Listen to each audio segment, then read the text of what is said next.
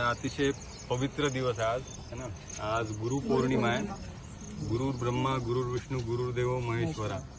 आणि आपल्याला माहित आहे की आपल्या जीवनामध्ये गुरुचं खूप महत्त्व असतं।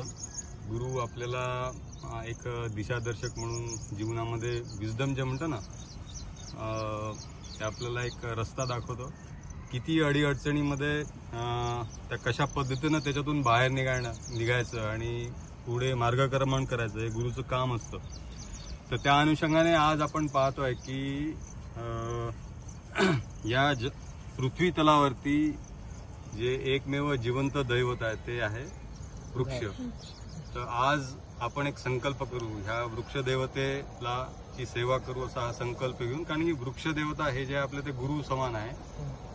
झाड किंवा वृक्ष जसं पूर्ण काळ तटस्थ उभं राहतं, किती ऊन वारा पाऊस असेल तर ते एकदम चांगल्या पद्धतीनं शाश्वत पद्धतीनं उभं राहतं। तसंच आपण आपल्या जीवनामध्ये त्याच्याकडून प्रेरणा घेऊन तशाच पद्धतीनं आपल्या जीवनामध्ये पण खूप उतार चढाव येतील, तर झाडाला गुरु म्हणून झाडासारखं तटस्थ उभं राहायचं असं ह्या दिवशी आपण संकल्प करून वृक्ष देवतेची आपण सेवा करून त्याचं संवर्धन करू, संरक्षण करू, हा संकल्प घेऊ।